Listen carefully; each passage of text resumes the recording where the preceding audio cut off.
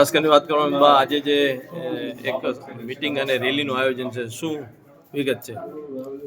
આપ બધા જ જાણો છો કે મીડિયા મારફતે આજે 5 દિવસ પહેલા ડીડીઓ સાહેબ દ્વારા જે મિર્જાપુર સ્કૂલના આચાર્ય છે વિલાસબા જાડેજા, તેમને ખૂબ જ અભદ્ર ભાષામાં વાત કરી અને તેનું અપમાન કરવામાં આવ્યું છે. તે બાબતે આજે અમે અહીંયા જાડેજા બોર્ડિંગ, કચ્છ રાજપૂત ક્ષત્રિય સભા, ગણી સેના, મહિલા સભા, જે પણ અમારા રાજપૂત સમાજના સંગઠનો છે એ અહીંયા બધા ભેગા મળી અને આજે જાડેજા બોર્ડિંગથી કલેક્ટર સાહેબને આજે આવેદનપત્ર એ બાબતે આપવામાં આવશે.